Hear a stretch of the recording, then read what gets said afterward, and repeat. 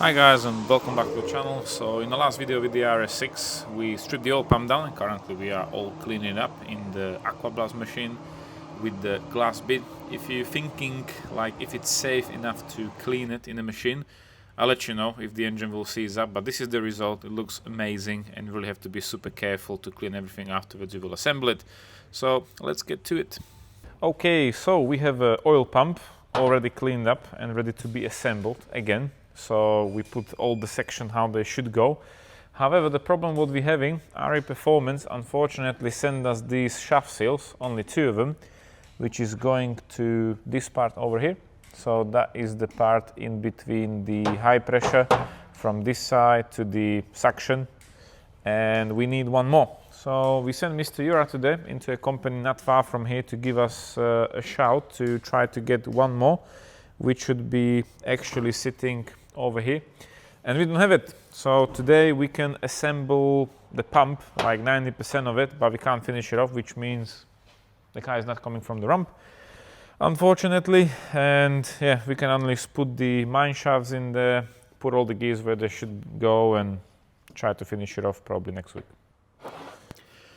So as I mentioned, in the aqua blast machine, the cleaning, the result looks absolutely amazing, but you really have to be careful after you take it out of the machine to clean it. So you do have like a hose inside, which is a clear water, and we try to clean it with water first of all, then with pressed air of course. But sometimes when you have like small oil channels and holes and stuff, we always put brake cleaner on there and blow it out with the pressed air one more time, just to be sure there's no blast sitting in the corners or anything like that, because stuff like that, well, it's not really good to have it in the oil system, especially in the oil pump, which is creating pressure, or the suction part or whatever, and you don't want to have it circulating in the oil system around. So it is something hard, it's something what can do scratches and damage.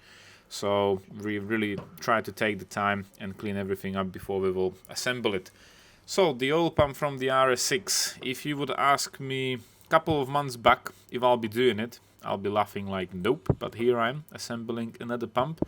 If you remember my blue car, the blue RS6, which is outside, I did build the oil pump originally for that engine, and because I have the low oil pressure problem, I decide before I even check it to buy a genuine oil pump. It wasn't from TPS, it was genuine from Europe, a bit cheaper, but still it was like £3,000. The good thing with that pump, of course, is brand new. It has water pump and everything, including the price. So if I have to compare the oil pump what I'm doing now with all the gaskets and the set from RE Performance what I have in my hand currently, which is a set of gaskets and some shaft seals, we are really getting close to the price of new genuine pump. So if you're willing to do the job yourself, you are saving a bit of money. But if you really have to go ahead like to a different company or whatever and you have to pay for the labor, it probably makes sense to just get a new pump, because either way, okay, we did check everything on this pump. We try to make sure everything is in good working order. We'll check things visually, but it's still basically used part just with new gaskets, and it's cleaned. So there still can be a chance you might have an issue with the pump in the future. So, you know, we gotta be careful, like till what point it's savable and till what point you wanna literally rebuild it. So the pump, assembling the pump is not that hard. Basically you have these two shafts where you see. One shaft is just fully pressed in and is not turning, and the other one is literally the one with the locking pins for the gears, and it's turning the other side. So we are assembling the pump basically backwards. So this is the suction part, and we are still missing the bits from the turbo. So in between each section you have these plates, which both of them are the same. I think there's only two of them. And every single time you will put the plate in, you have like a cut in there, so you have to be careful to turn the gears how I'm turning them now, so it will slide in, what you just seen. And of course bolts. The bolts are basically for Allokin number 4, I think, so they quite shit, I would say, because when you're releasing them, they are tight to a Newton meter spec, so it will almost like skip through the Allen key. So when you're releasing them, you really have to be careful that it's going nice and easy, otherwise you're just going to end up damaging them. Okay. And you can't really buy them. Takže teraz tam idú I tie believe malé you can buy some kolečká, aftermarket ktoré ones based on the size and job everything, holdové. but Však? trust me, you don't want to be searching for them and stuff. So right now we are putting another set of gears. We are using the assembly loop. Reason why it's definitely better to have more thicker lubrication in between the teeth, because when you're gonna start the car the first time, you don't really want to have like air gaps in between, and the pump might actually struggle to not only build pressure but also suck the oil from the bottom of the engine. So you will see once again when it's gonna be all assembled how the pump actually looks like. When it comes to the gears, you do have dots on them, and the dots basically don't go next to each other or to each other. It's just, I think, for a purpose, you put them face up or face down. So when you taking the pump apart, it's really good to even do maybe photos or something, because the last thing we want to do is put them upside down and something might happen. So right now we're putting another gasket onto the oil pump, these big O-rings, and of course we are lubricating the surface where the gear will actually sit. And again, this is the easy part, because it's just basically gasket, slide on, spacer, gasket, slide on, and spacer. And afterwards we'll be tightening the bolts, so all the compartment will be actually tied together. It's really important to tie the bolts, especially the inner ones, to a Newton meter spec, so it doesn't get loose or you will not damage it, because you don't want to have like internal damage because of a bolt which wasn't tight. And now we have another compartment coming on. The more difficult compartment on the oil pump is between the high pressure and the suction part, where we will get soon, hopefully. So right now I am turning the shaft so it will actually slide through the lock. So again, there's like a cut in that part of the pump, so it will slide on. Reason why there's no shaft seal in between these two parts or anything, because both of them are doing like suctions and they're so close that there's no oil shaft seal like needed in between them. The reason why you have the oil shafts in between the pressure and the suction is so it doesn't literally do the pressure into the part where it shouldn't go. So bolts, we are using the bolts what we removed from the pump. I did damage one bolt when I was taking it apart, so luckily I have like 2 oil pumps upstairs, so there's plenty of spare bolts. And I'm really hoping I will not run out of bolts in the future, because like I said, it's quite hard to get them. So right now I'm just tightening it down so it will just touch with the tool, but unfortunately I did put a wrong bolt. Yes, a wrong bolt. What the hell? And a bit of advice, if you releasing these bolts, don't do it with the power tool, just do it by hand, because how the power tool is actually try to hammer it, it will grind the edges down, and then you will end up in a problem that I have at the moment. So I did try to put all the bolts from each compartment to a different back, so it's not mixed up. Most of the bolts are literally the same size and same length. It's just on the beginning, this long one where you see that is going basically through 2 compartments, so yeah, struggle, more struggle, there it is. So yeah, you have to be careful where you put where, and definitely we are tightening them to 10 Newton meters. I was looking online, there's not really a manual, because these pumps are not really repairable. So this is probably shout out to RE Performance, because they managed to do a kit for them, and it's just help people to literally reseal the pumps and stuff. Otherwise you have to get a new pump, and I believe in the near future, because the car is between 2008 with 2010, so probably in 2027 there will be loads of parts which will get obsolete one by one. So where's the leak now? RS6 V10, it is very similar pump to an R8 V10, but it's missing the rear part of the pump for the turbos. because V10 on the R8 and Lambos is basically natural aspirate engine. There's no turbo, so there's nothing on the end of the pump which needs to be sucking the oil from that side of the engine. So yeah, slowly but surely, all these old dinosaurs will die on no parts situation. And even today, like, I did manage to get everything, even from TPS, like all the strainers what you will see probably in the next video, and everything was needed to do this sort of a job. On the older cars it is struggle. We do feel that the company Volkswagen Group is literally shutting down all the equipment to make some parts, which I understand, but on the end of the day, the biggest problem is there's not so many cars and there's not a demand to keep them running.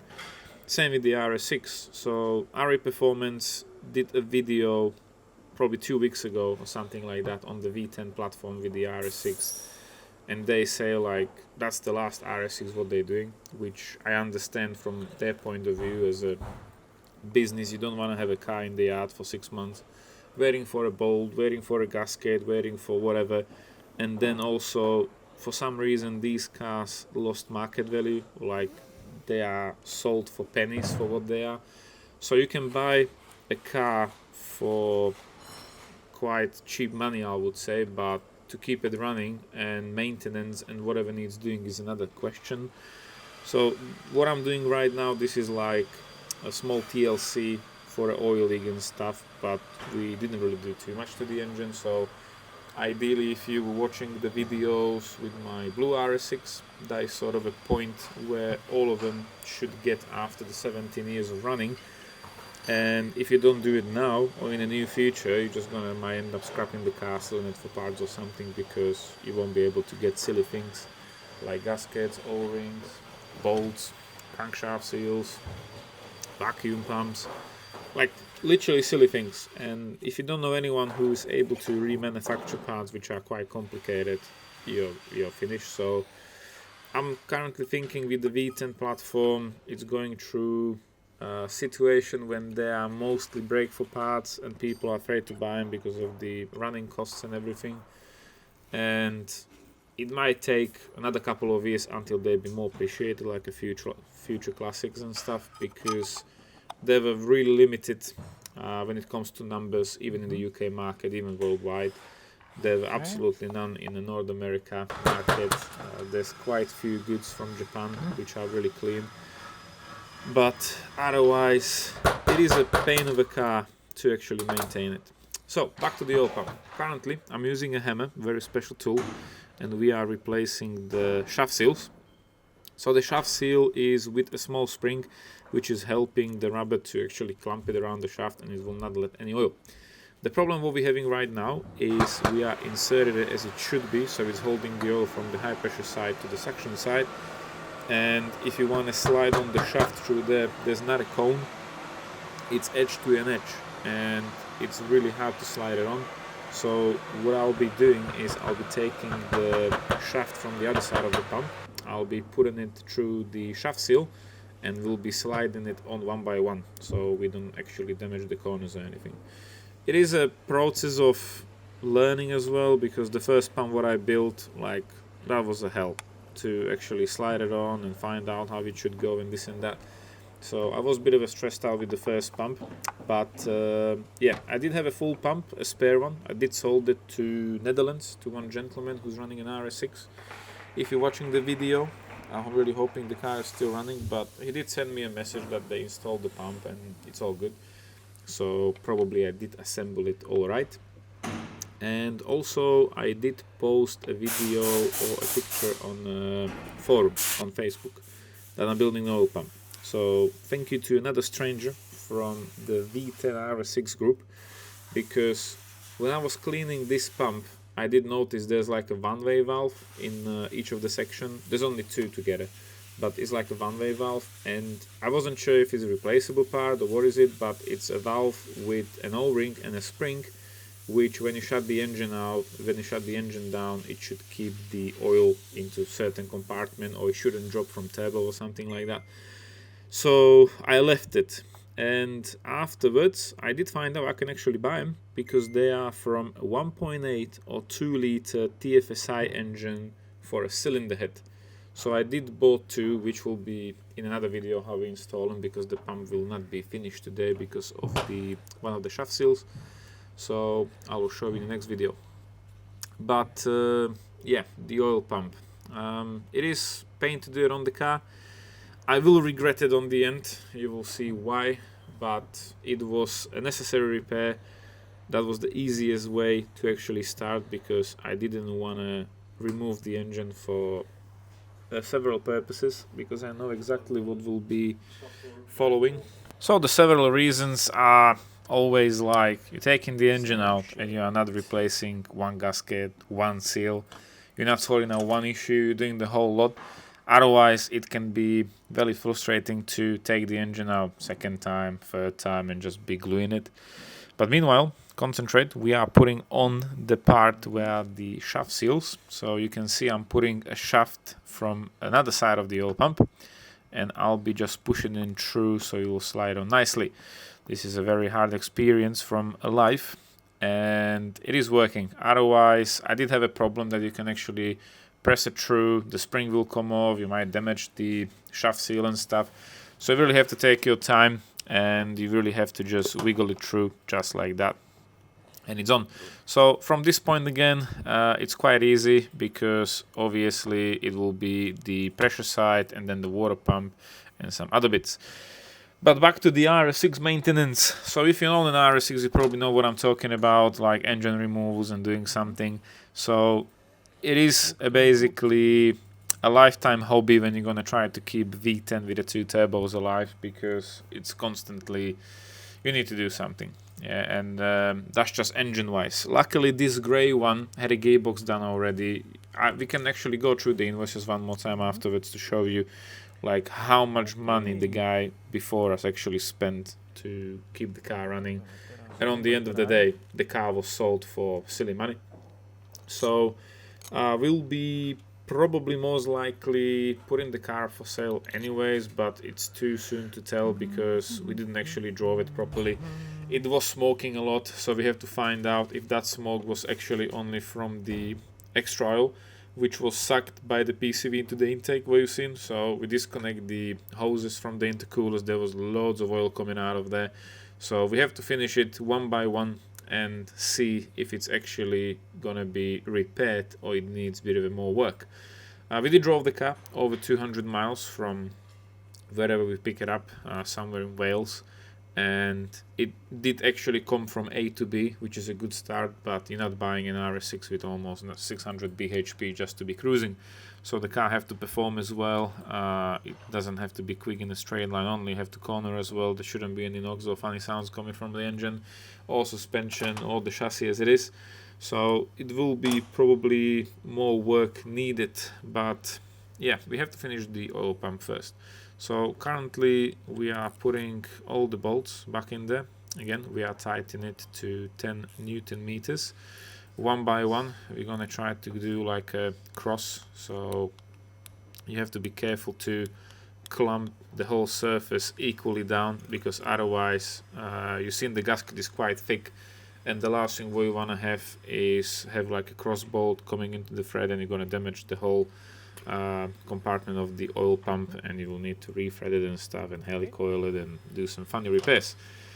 Luckily the oil pump from this car was in good condition, nothing was broken, nothing was literally missing, but what I don't really understand is when the engine was out, and I don't think the condition was the best anyways, why they didn't actually reseal the engine and do a bit of a more work to it, because remove the engine from the engine bay is quite time consuming. There's loads of things, and you gotta take the front end off as well. The access is absolutely terrible, and it's something where you don't want to do 2 times, 3 times.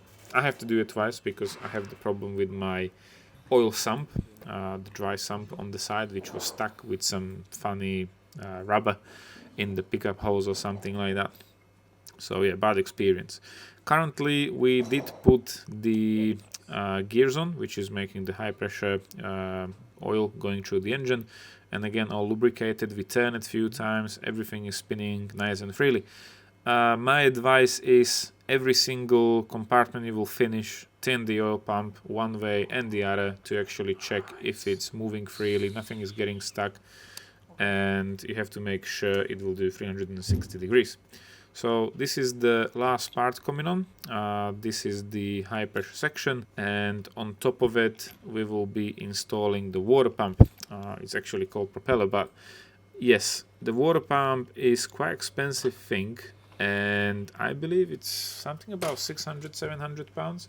And this is exactly the reason, if you really want to do the whole oil pump with everything, you can really consider to buy a brand new pump, which is like straight fit. You don't have to be risking anything, and it should be much quicker as well. So the oil pumps are still available, like I mentioned. It will take a couple of days to get, but you don't have to be messing about, because to strip the pump down, to get the gaskets, clean everything up, I believe it's easily about 5 hours of labor. Okay guys, so we finished the base oil pump as it is. Unfortunately we can't finish it off because of one of the shaft seals. We don't have it yet. So that will be the last bit, was actually coming on this end for the turbos, and then this cap over here. So right now we're just gonna put new gaskets, all the O-rings what you see here for the water pump, and we can finish it off. And this is the last bit where the thermostat's gonna go, and you can actually see here it was a Lamborghini part of it. It still says Audi next to it, made in Germany, so questionable, but never mind. Let's finish it off what we can, and we will see what we're gonna do next. So the gasket what I'm removing right now used to be an O-ring, but it's more like a silicone stuck to the surface of the water pump. So it's going on bit by bit, and this is caused by high temperature, so the rubber is completely melted and disintegrating. So that's why you should be replacing all the O-rings, all the gaskets every single time, no matter what you're gonna do. So if you're removing a component from an engine and there's an O-ring, replace it. Otherwise, you might have an issue, oil leak, cooling leak, vacuum, false air coming in, whatever. That's why the whole engine is really complex, like any other engine really, and a proper maintenance is a result that the engine will run longer with no issues and no faults. So you always have to take your time, and this is the bit what we usually don't show on the time lapses, like how long a silly gasket can take to be removed and afterwards clean and stuff. So yeah, it's a job what needs to be done, and everything takes time. It's a time consuming thing. So this is the water pump. We're putting a bit of grease for rubber on it, and it will slide on, and that water pump is driven by Allen key shaft from the other side of the pump. So it is pretty much indestructible. They don't suffer with issue like the oil pump Allen keys on the 2-liter TD engines on the Passats. It was like an era 2006 to 2009, 10 I believe, with the oil pump shaft where you can just jump through, damage the edges, and you will lose oil pressure. Really good job Volkswagen over there. Luckily this is not the case. Also water and everything is probably making less resistance than oil, so most of the things on Audi engines and probably other brands are driven by an Allen key, but unfortunately Volkswagen messed up on that one. So this is the last part coming on. You can see the pump looks really fresh, and we are tightening the last set of bolts. So again, everything will be tied to the Newton meter spec, and then we have to turn the pump around and finish the part with the suction part for the turbos. So that have like a separate part of shafts with gears and stuff, which is good, because in case you only have a problem with the back section, you don't have to be stripping the whole pump down to get from the other end to it, and you can, let's say, sort it out an easy way. But still, you gotta take the pump off. No matter what you're doing on the pump, it's gotta be removed from the car, and you've seen it on the last video. It is absolute pain to take it off, and again, it is really time consuming. Also, just the strainers and everything are quite expensive. I think one strainer, and there's 8 of them I believe, is like 12, 13, 14 pounds. So it is just like a rubber O-ring with a metal strainer, which is stopping like bigger chunks, bits, whatever, getting back to the oil pump, which can cause any damage. So this is the part that will be removed anyways, because we don't have the shaft seal for it, and you can see the valve sitting, the brass valve, on the corner of the section of that pump, and that is the one-way valve what I mentioned earlier. So we will be stripping it down. I'm just putting all the covers back on there so no dust or anything can get in, because we are going for a week holiday, so we'll be back soon.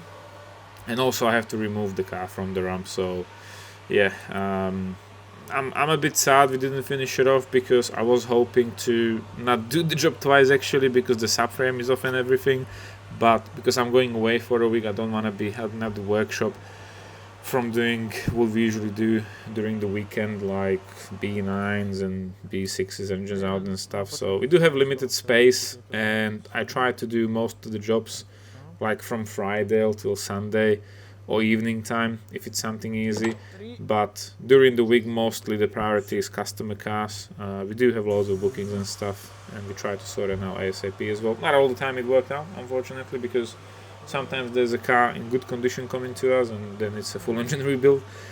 But yeah, this is the one of the jobs on the RS6s which is quite hard to do. And if you remember the saving salvages, this was the job what we meant to do, and I think this will probably end up the same way like the saving salvage RS6, with definitely less mileage and stuff, I'm not saying, but it's not the only component which can have issues and it can be faulty. So yeah, the pump is spinning, which is good, everything is turning nicely, so that's good, and we gotta go. And here we are, cars off the ramp, so we can go away for a holiday. And it was a bit of a painful, subframe gotta come on, all the suspension arms and everything was removed. I have to do the job twice, but what can you do?